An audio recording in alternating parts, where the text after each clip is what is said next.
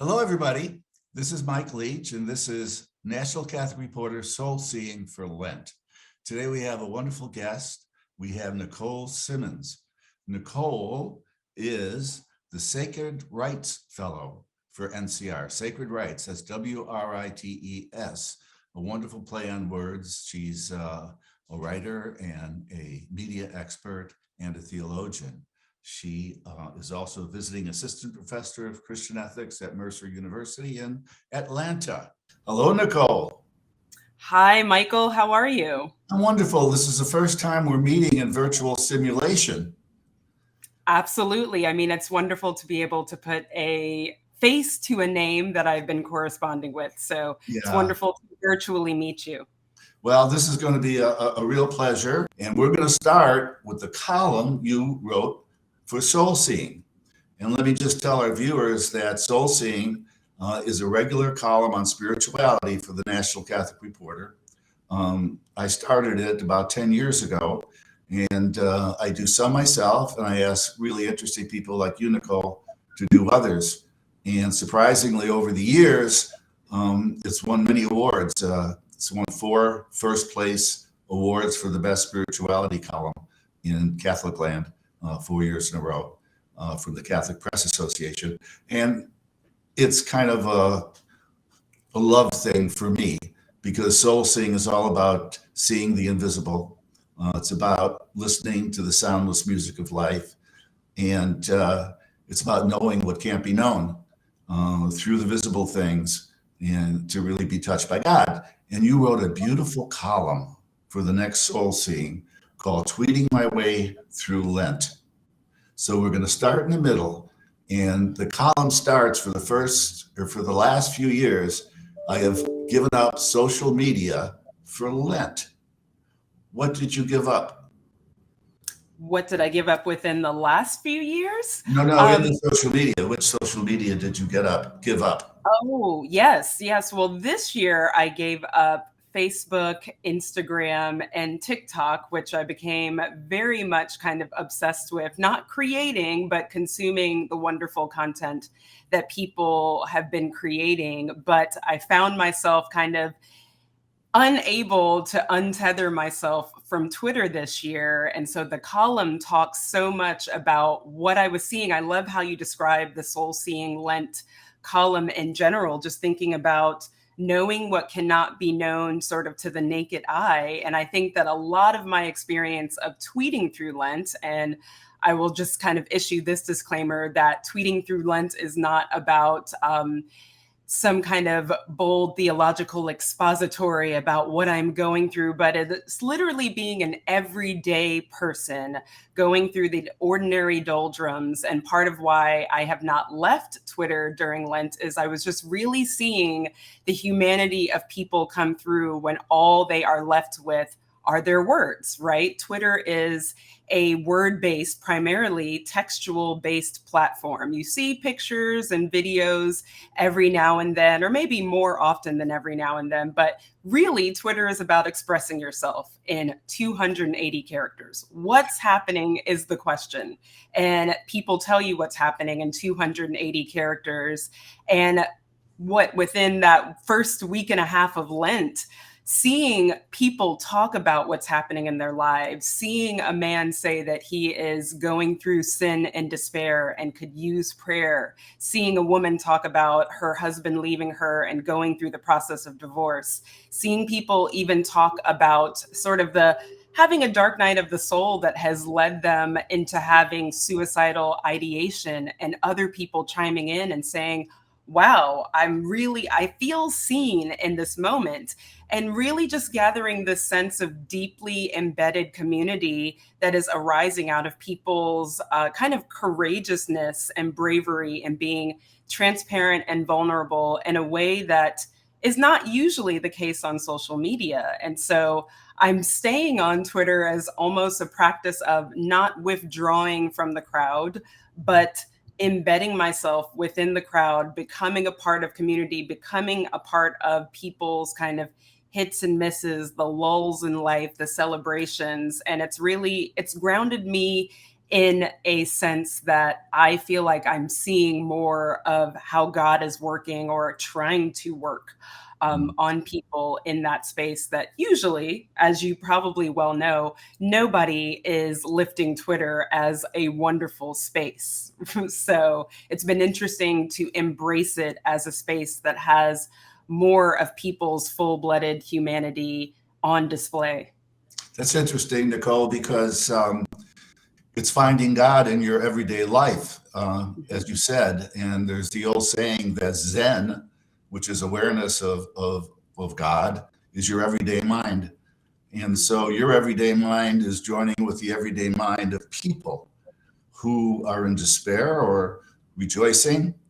And you are seeing the beauty that is there, the harmony that is there, the joy that is there, the goodness that is there, which is really interesting.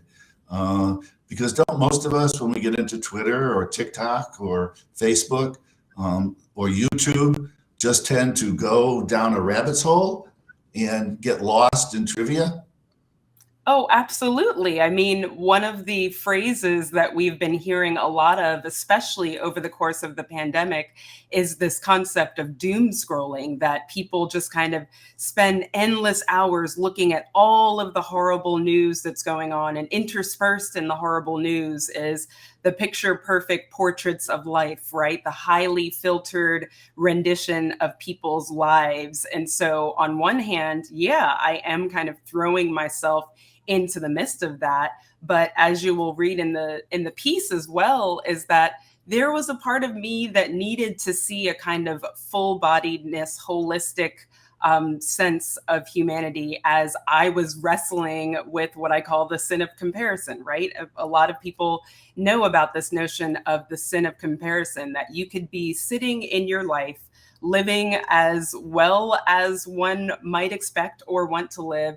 And yet there's always something that's telling you, I am not doing enough. I'm not doing anything compared to everything I see people doing in the world. And as I mentioned in the piece, it's also maybe part and parcel of existing in this liminal space as a newly minted PhD, where we're trying to craft and make ourselves into the next best scholar, right? I need to be publishing a lot. I need to be hired at the brand name universities, the top R1s. I need to be on all of the panels. And so even just taking a step away from certain kinds of social media, right? Not the YouTubes and not the Instagrams and not the Facebook. And it's interesting to think about Facebook and Instagram in particular as part of what we now know as the metaverse, which have its own issues, right? Right now, as we record this, one of the trending hashtags on Twitter is delete Facebook, because of recent news around certain scandalous things that have been happening on Facebook. And so I think it's just been interesting to think about flipping our idea of what it means to stay on certain platforms, to avail ourselves to how people kind of show up, not only as fully celebratory, but as also fully broken, and to focus on being human versus doing human things, right? We reward for doing, we reward for showing up as successful. We don't reward people for simply being. And it is in our title. We are human being, humans being in the world, not being something, but being, simply being, which means maybe all your tweets are just about what you ate, and that's okay.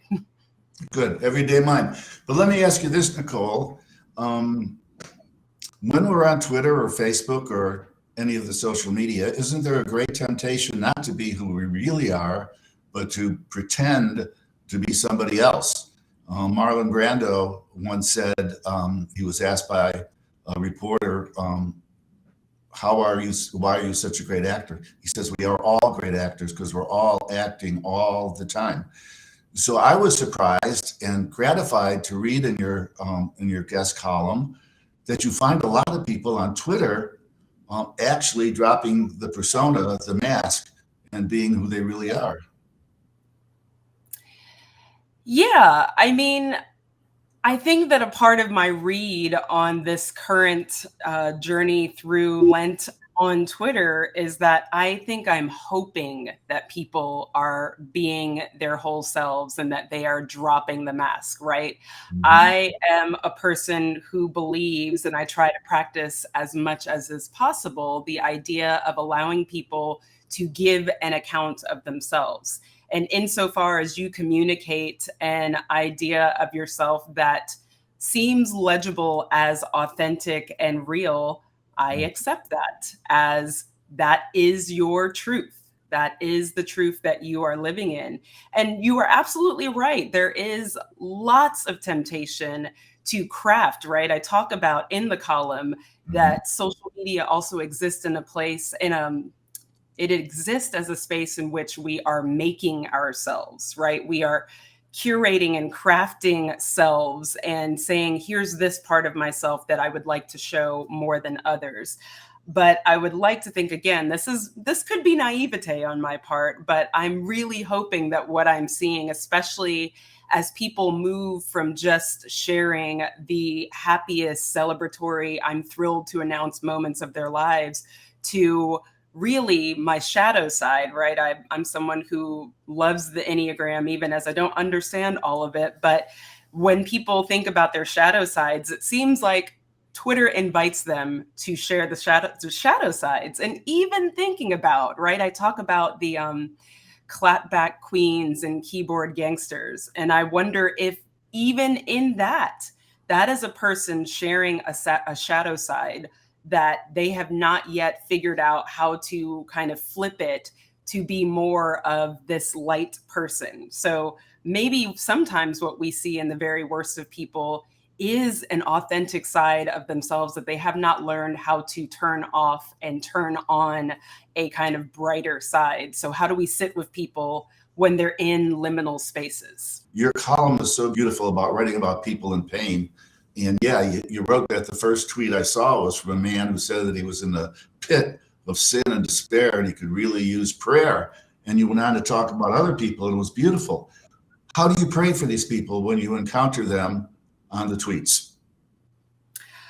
Well, sometimes it is a prayer that is about keeping them in my heart throughout the day. Sometimes it is a literal, depending on when I see it. I think, for instance, if I'm seeing it in the morning, which is usually my most concentrated prayer time, it is to take note of it and to make it a part of my extemporaneous prayers, to bring whatever the issue is that they have raised. If their full name is there, then I am calling that name out, and I'm carrying that person with me throughout the day, right? Because prayer is not just about these kind of direct petitions we make to God with our voices, but it is about a posture a posture of our heart that we carry with us throughout the day, a kind of thoughtfulness. I think as I've grown in not only in my faith and my spirituality, but as a person, I've just been thinking about what it means to walk through the day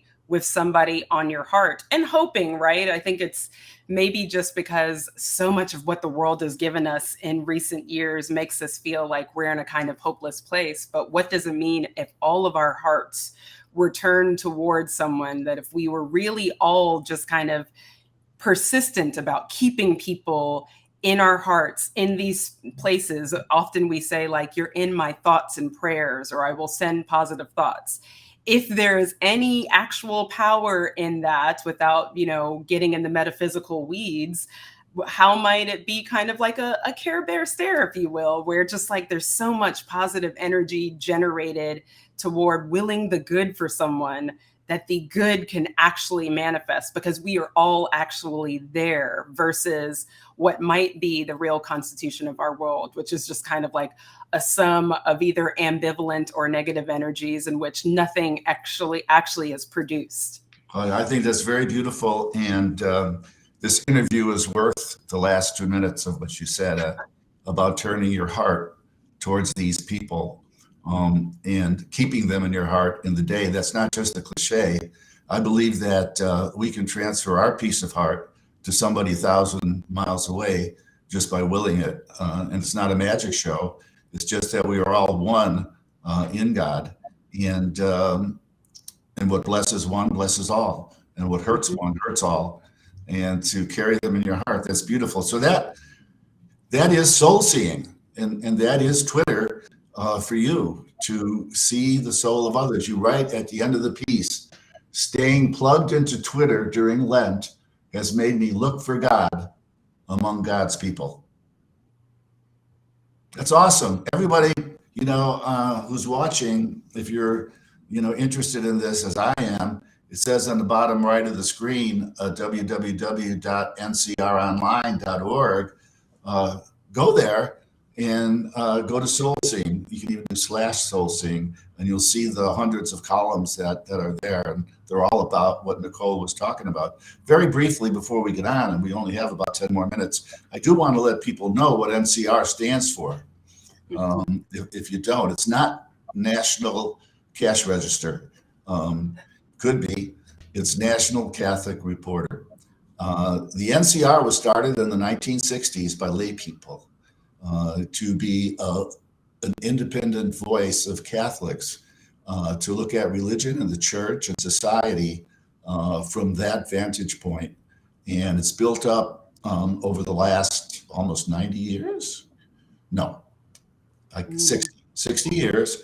And has won so many awards as the best independent religious newspaper in the world. And I've read every issue since 1965, when it started. And I'm glad to be a contributor. So go there. Now, Nicole, PhD, your little resume says, I'm reading, Nicole Symmonds is the visiting assistant professor of Christian ethics at the McAfee School of Theology and a Louisville Institute postdoctoral fellow. Her current research explores the role of evangelical Christian whiteness in anti-trafficking work. I want to get to that in a moment.